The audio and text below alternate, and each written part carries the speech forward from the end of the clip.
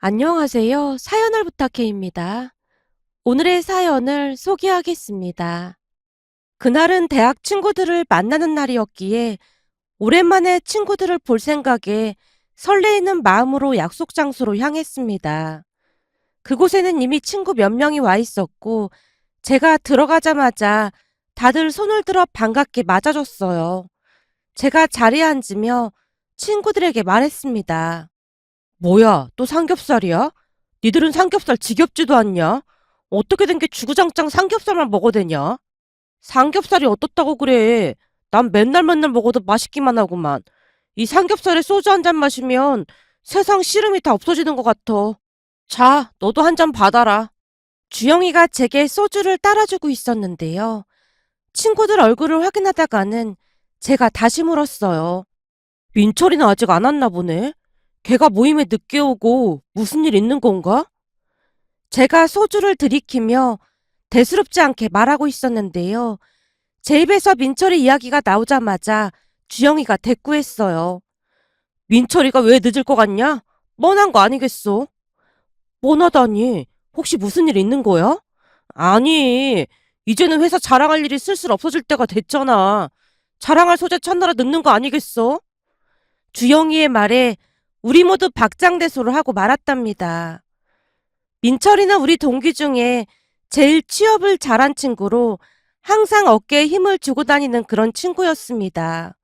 사실 그런 민철이를 좋아하는 친구는 많지 않았지만 친구들 대부분이 워낙 착했기에 그냥 모른 척하고 있었습니다. 민철이 말을 한 귀로 듣고 한 귀로 흘러버리면 그만이었거든요. 잠시 후 민철이가 가쁜 숨을 몰아쉬며 가게 안으로 들어왔습니다.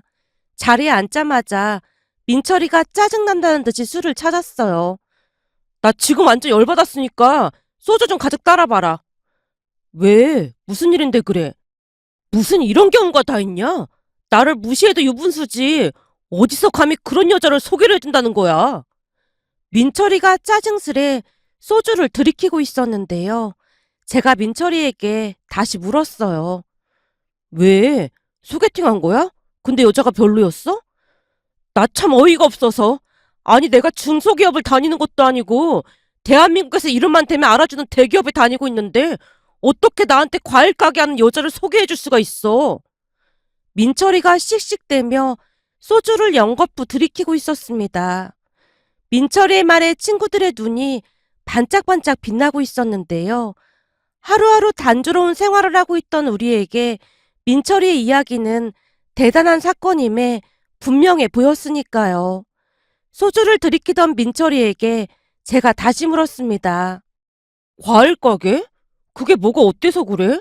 내가 보니 그 여자 얼굴이 별로였구만. 그니까 그거 핑계대고 그러는 거지? 아니거든. 내가 사진 봤는데 얼굴은 완전 예쁘더라고. 사실 우리 팀 선배가 그 여자 오빠인데 얼굴이 진짜 잘생겼거든. 니들이 그 콧날을 못 봐서 그런데 진짜 완벽한 조각 미남이라니까. 내가 혹시 동생 있냐고 물어봤더니 있다는 거야. 그래서 사진을 봤는데 진짜 장난 아닌 거 있지? 친구들 모두가 이야기에 집중을 하자 민철이가 한껏 흥이 오른 채 다시 말을 이어갔습니다. 그 오빠의 그 여동생이라고 완전 연예인이더라니까. 키도 170이라고 하고 말이야. 근데 뭐가 문제라는 건데? 이참에 솔로 탈출하면 되겠구만. 넌 내 말을 듣고 있긴 한 거냐? 그니까 네가 대기업에 입사를 못한 거야. 항상 상대방 말에 집중을 해야 할 거 아니야. 민철이가 답답하다는 듯이 저를 깔아 뭉개고 있었습니다. 순간 기분이 나빴지만 원래가 말을 생각 없이 하는 걸 잘 알고 있었던지라 별 신경 쓰지 않고는 제가 입을 열었어요. 과일 가게 하고 있다는 거? 설마 그것 때문에 싫다는 거야? 설마 그것 때문이라니. 그게 얼마나 중요한 건데. 난 우리나라에서 알아주는 대기업 다니는데 결혼할 여자가 과일이나 팔고 있으면 사람들이 다들 뭐라고 하겠냐? 그니까 니들이 생각이 짧다는 거야. 생각해봐라. 내가 지금 회사에서 엄청 인정받으면서 일을 하고 있거든? 그럼 앞으로 승진도 막힘없이 하고 그럴 텐데 아내가 과일이나 팔고 있어봐라. 그것만큼 우스운 것도 없는 거야. 이 사람은 말이야.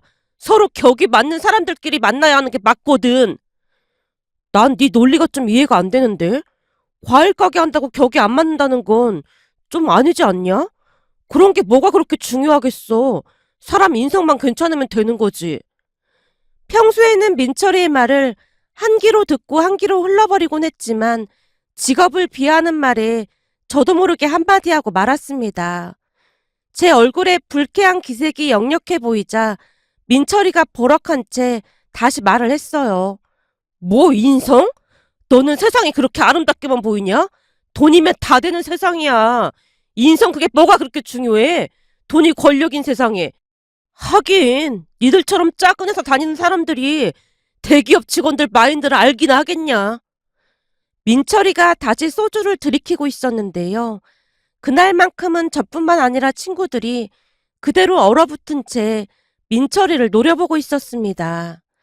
그제서야 분위기를 눈치챈 것인지 민철이가 비굴한 표정으로 웃으며 급히 변명을 해댔어요.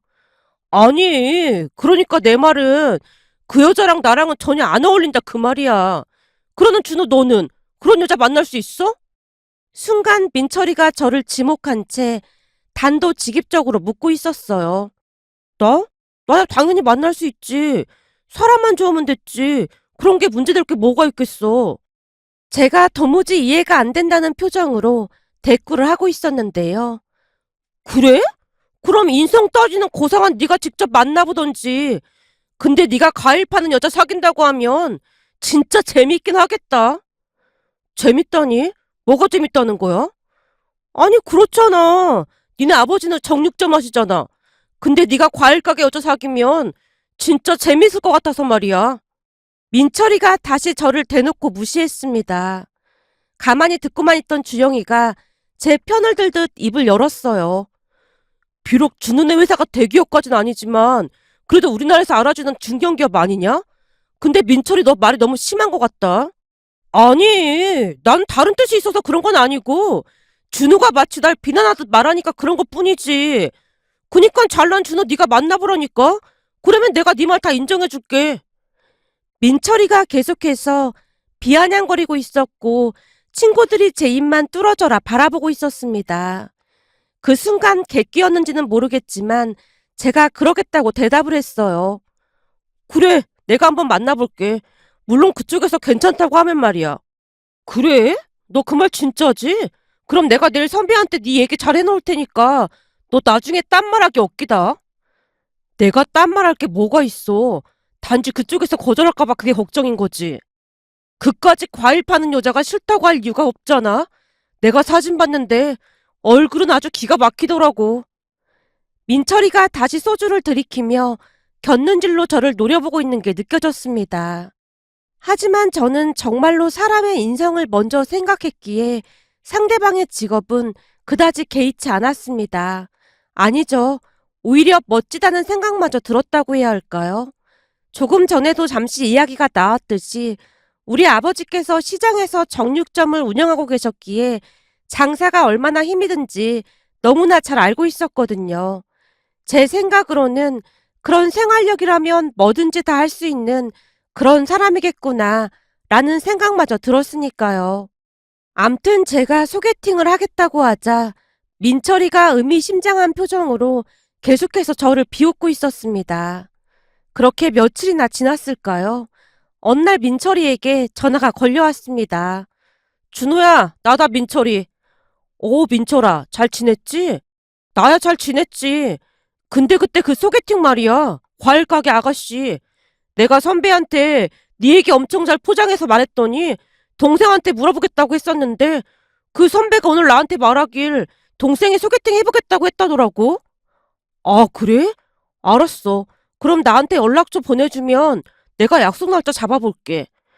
혹시나 소개팅 나갔다가 과일 가게 한다고 대놓고 무시하고 그러지는 마라. 그럼 앞으로 내가 선배 얼굴 보기가 좀 그렇잖아? 염려 붙들어 매라. 난 정말로 아무 상관없으니까. 그 뒤 민철이가 여자분 연락처를 보내왔고 시간이 날 때마다 여자분과 카톡을 주고받았는데요. 우선 카톡 사진상으로 보이는 모습은 무슨 연예인 같았다고 해야 할까요? 너무나 예쁘게 생긴 모습에 혹시 바로 차이는 건 아닌가 하는 걱정마저 들었답니다. 며칠 뒤 약속 날짜가 되어서 약속 장소로 들어갔습니다. 카페 안으로 들어가자마자 저 멀리 보이는 여자분 얼굴에서 광채가 나고 있었다고 해야 할까요? 그냥 한눈에 봐도 그녀가 분명해 보였습니다. 제가 떨리는 마음으로 그녀 곁으로 다가갔는데요. 그녀가 자리에서 일어나 싱그러운 미소를 지으며 반갑게 인사를 건넸습니다. 그 모습의 순간 제 심장이 쉴 새 없이 뛰기 시작했고 얼굴이 시뻘겋게 달아오르고 말았습니다. 제가 수줍게 고개를 숙이고 있자 그녀가 먼저 말을 꺼냈어요. 준호 씨는 사진이랑 똑같은 것 같아요. 예나 씨는 사진보다 훨씬 예쁘시네요.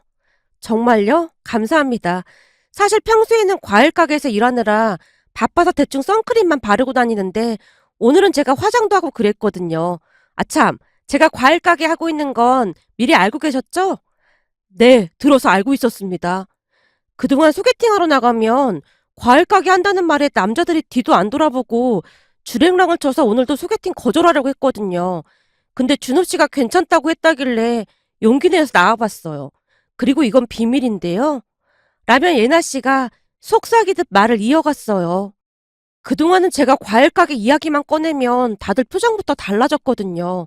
근데 그런 거 상관 안 하고 저한테 예쁘다고 해준 건 준호 씨가 처음이에요. 그래서 그런지 앞으로 준호 씨에 대해 궁금한 게 많아질 것 같네요.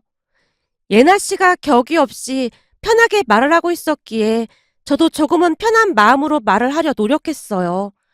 이런 말씀 신뢰가 될지 모르겠지만 사실 저희 아버지께서 시장에서 정육점을 운영하고 계시거든요. 그래서 장사하는 게 얼마나 힘이 든 일인지 옆에서 고스란히 지켜보며 자랐습니다. 근데 그 힘든 장사를 이렇게 여리게 보이는 분이 열심히 하고 계신다는 말에 저는 오히려 멋지다는 생각이 더 먼저 들었습니다. 그런 제 말에 많이 놀란 모습으로 예나 씨가 다시 말을 꺼냈어요. 오늘 처음 뵀는데 준호 씨 엄청 진실된 사람 같아 보여요. 아닙니다. 칭찬이 너무 과하신 것 같습니다.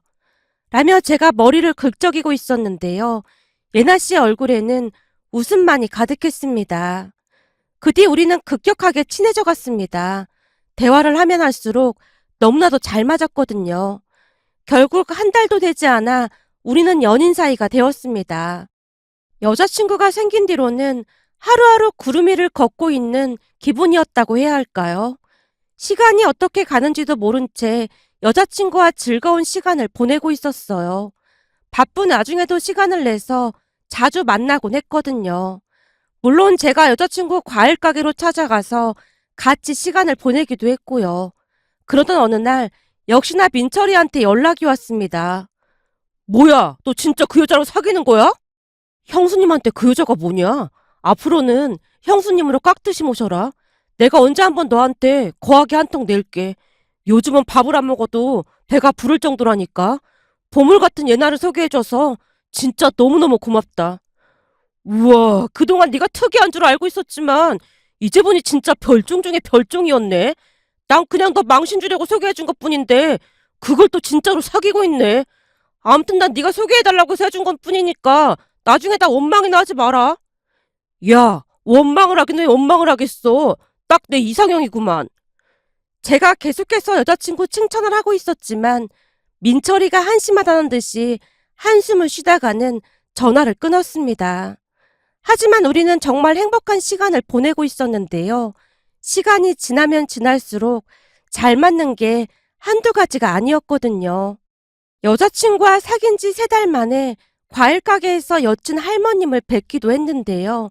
그날은 여친이 좋아하는 초밥을 포장해서 과일 가게로 갔는데 할머님께서 가게에 나와 계셨어요. 총각이 우리 예나 남자친구구만. 안녕하세요. 예나한테 말씀 많이 들었습니다. 우리 예나가 내 얘기도 했어요? 그럼요. 할머님 할아버님께서 하시던 가게를 이어받았다고 들었습니다. 두 분께서 장사 노하우를 많이 알려주셔서 지금 아주 잘하고 있다고요. 우리가 알려준 게 뭐가 있다고. 지가 알아서 잘한 거지. 우리 예나가 장사 쪽으로 아주 트였다니까. 우리까지만 운영하고 문 닫을까 했더니만 우리 예나가 장사 시작하고 나서 매출이 어마어마하게 올랐잖아. 우리 예나가 복덩이야, 복덩이. 맞습니다. 얘네가 복덩입니다. 총각이 아주 시원시원한 게 마음에 드네. 그 뒤에 할머님과 자주 만나면서 여친 부모님께도 자연스레 인사를 드리게 되었습니다. 결국 우리가 사귄 지 1년이 다 되어갈 무렵 결혼 이야기가 오갔고 상견례를 한 뒤 결혼식 날짜가 잡혔어요. 그러다 어느 날은 친구들에게 청첩장을 주려고 다시 만났는데요. 친구들이 축하해주고 난리도 아니었습니다. 한마디로 그냥 축제 분위기였다고 해야 할까요? 친구들이 진심으로 축하해주는 모습에 제가 큰 목소리로 말을 했습니다.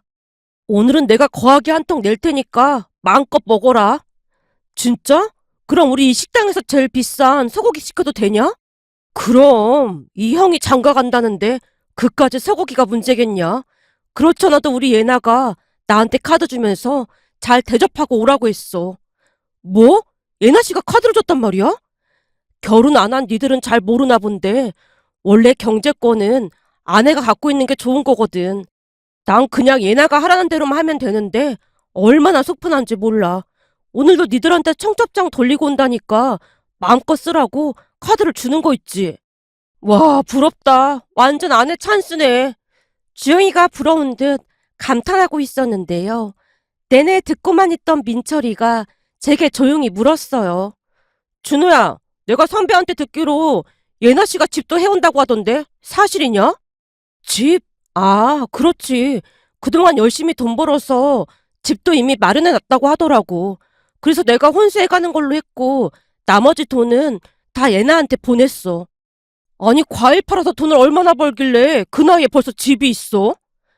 그동안 우리 예나가 일만 하고 돈 쓸 일이 없었다고 하더라고. 나도 깜짝 놀랐는데 돈을 어마어마하게 많이 벌어놓은 거 있지. 아니, 과일 판데 무슨 돈을 그렇게나 많이 벌어?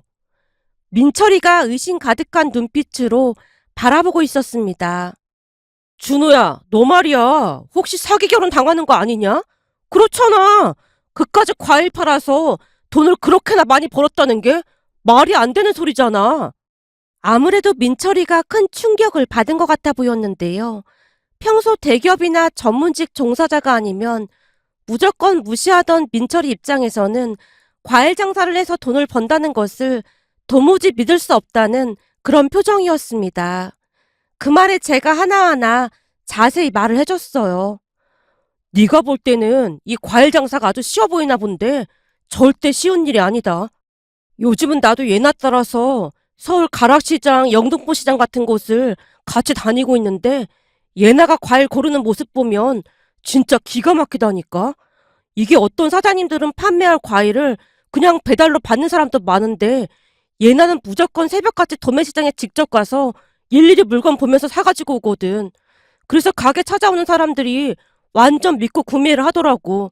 난 우리 예나 가게에서 과일 맛없다고 컴플레인 걸리는 것도 거의 못 봤어. 원래 할머님, 할아버님께서 운영하실 때는 그냥 도매시장에서 배달을 받으셨다고 하는데 예나가 직접 가서 사가지고 온 뒤로 매출이 어마어마하게 올랐다고 하더라고. 근데 워낙 바쁘다 보니 돈 쓸 일이 없어서 그 돈을 고스란히 다 모았고 말이야. 사실 내가 직장 다니면서 모은 돈도 얼마 되지도 않는데 그저 미안할 뿐이야. 순간 여친에게 미안한 마음이 들어 제가 머리를 긁적이고 있었는데요. 민철이가 다시 물었어요. 그럼 한 달에 얼마나 버는데?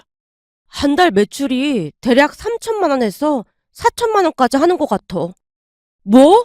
3, 4천? 그럼 순이익은 얼마인데? 가게도 할아버님 명의로 되어 있어서 임대료도 안 나가니까 순이익이 대략 1,500에서 2천 정도는 한다고 하더라고. 명절 때는 그것보다 수익이 훨씬 많다고 하고. 그중 일부는 할머님, 할아버님께 꼬박꼬박 돈을 보내드리고 있는데 진짜 어마어마하더라고. 그래서 나도 곧 회사 그만둘 생각이야. 얘네가 같이 일했으면 하더라고. 둘이 워낙 잘 맞기도 하고 말이야. 뭐? 한 달 순이익이 2천만 원? 게다가 회사도 그만둘 생각이란 말이야? 어, 그렇잖아도 니들한테 청첩장이랑 내 명함도 하나씩 주려고 했는데 나 이제 땡땡청과 본부장이다. 제가 터져 나오려는 웃음을 참지 못한 채 친구들한테 명함을 돌렸는데요.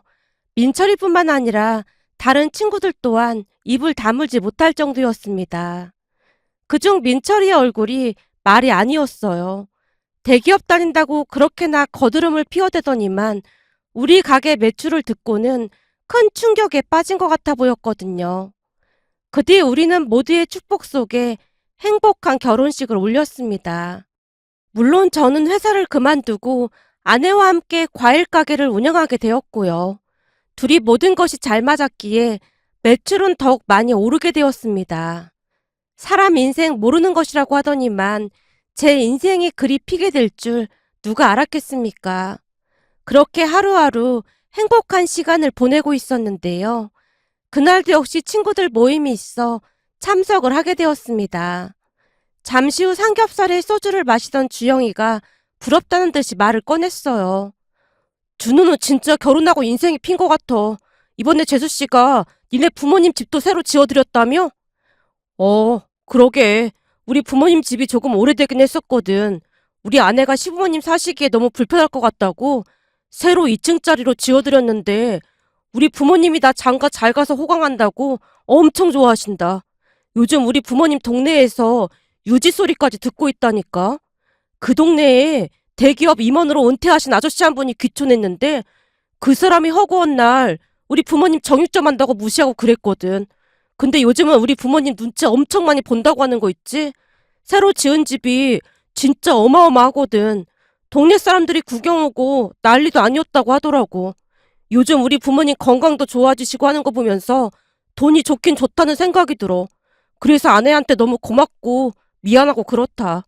거기다 장인 장모님은 또 얼마나 좋으신지 세상에 그렇게 좋은 분들이 또 있을까 싶어. 저도 모르게 자랑까지 하게 되었습니다. 제 말에 친구들이 그저 부러운 듯 바라보고 있었고요. 그런데 아무 말 없이 술만 들이키던 민철이가 술에 취한 듯 제게 짜증을 냈습니다. 야, 이준호, 그 자리 원래 내 거였던 거 알고 있지? 내가 미쳤었지. 저런 자리를 왜 찾는지 모르겠다. 너만 아니었으면 내가 예나 씨랑 결혼했을 텐데 너 때문에 망한 거야. 민철이가 미친 사람 마냥 제게 달려들었습니다. 친구들이 억지로 뜯어말리고서야 진정이 된 것 같아 보였는데요. 그 뒤에도 민철이는 술에 잔뜩 취한 채 저를 원망하고 또 원망했습니다. 그렇게 얼마 뒤 아내에게 전화가 걸려와서 받았는데요. 제가 있는 곳으로 마중을 나오겠다고 했습니다. 전화를 끊고 있는 제게 주영이가 놀란 듯 물었어요. 뭐야, 재수씨 마중 나온대? 내가 술을 많이 먹었다고 마중 나온다고 하네. 오랜만에 니들 얼굴도 볼 겸 겸사겸사 올 모양이야. 우와, 대박이다. 잠시 후 아내에게 연락이 와서 밖으로 나갔는데요. 친구들이 다들 저를 따라 나오다가는 놀라서 외쳤어요. 뭐야, 저 차가 니네 차야? 저 차 내 드림카인데? 내가 같이 일한 뒤로 매출이 더 좋아졌다고 아내가 하나 사주더라고. 어디 가서 꿀리지 말라고 하면서 말이야. 근데 평소에는 거의 업무용 차 타고 다니고 저 차는 가끔 바람 쐬러 다닐 때나 타고 다녀. 우와, 너 완전 성공했구나. 진짜 부럽다. 주영이가 감탄하듯 말하고 있었습니다. 그런데 아내가 차에서 내리자마자 민철이가 아내에게 다가가더니 혀가 꼬인 목소리로 말을 하는 게 아니겠어요? 예나씨, 사실은 원래 그 자리가 제 자리였습니다. 잘 모르시겠지만 예나씨 오빠가 저한테 소개팅 해보라고 했거든요. 근데 준호 이 나쁜 인간이 빼앗아 간 겁니다. 전 요즘 억울해서 잘 먹지도 못하고 잠도 잘 못 자고 있습니다. 제가 준 저 인간보다 훨씬 좋은 대기업 다니는데 이거 완전 잘못된 거잖아요. 너무나 취한 나머지 민철이 몸이 흔들흔들 거리고 있었어요. 저뿐만 아니라 친구들이 혼비백산한 채 민철이를 말리려고 했는데요. 그 순간 아내가 활짝 웃으며 민철이에게 말을 하고 있었어요. 에이, 대기업 다니는 민철 씨랑 과일이나 파는 제가 감에 어울리기나 하겠어요? 우리 오빠한테 얼추 들었거든요. 제가 과일 파는 여자라 완전 싫다고 했다면서요? 그리고 그 자리에 민철 씨가 나왔다고 해도 제가 거절했을 거예요. 저는 사람 인성을 먼저 보거든요. 아내가 어찌나 해맑게 말을 하고 있던지 민철이 얼굴이 시뻘개진 채 조용히 그곳에서 사라졌습니다. 그 뒤 우리는 즐거운 시간을 보내다 집으로 돌아왔습니다. 그러던 어느 날은 그날도 친구들과 만나서 이런저런 이야기를 하고 있었어요. 대부분은 회사 이야기가 아니면 결혼 이야기를 하고 있었습니다. 한참을 이야기하던 주영이가 제게 부러운 듯 물었어요. 준우야, 넌 진짜 좋겠다. 이제는 완전 자리 잡아서 얼마나 좋냐? 우리는 언제 결혼해서 자리 잡고 살지 걱정이 태산이다. 니들도 곧 좋은 소식 있을 거니까 너무 그러지들 마라. 근데 사람 인생 참 알 수가 없다고 하더니만 대학 내내 민철이가 널 그렇게나 싫어했잖아? 싫어하긴 뭘 또 싫어했다고 그래. 민철이 성격이 원래 그런 거지. 그러다가 주영이가 문득 궁금하다는 듯이 민철이 이야기를 꺼냈습니다. 근데 민철이는 어떻게 지내는지 혹시 아는 사람? 요즘은 모임도 안 나오고 어떻게 지내는지 알 수가 없네. 그때 재수씨가 민철이한테 제대로 한 방 날리는 바람에 우리까지 10년 묵은 채증이 다 내려갔잖아?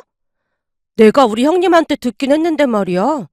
아, 니네 처남 되시는 분이 민철이랑 같은 회사라고 했지? 그렇지.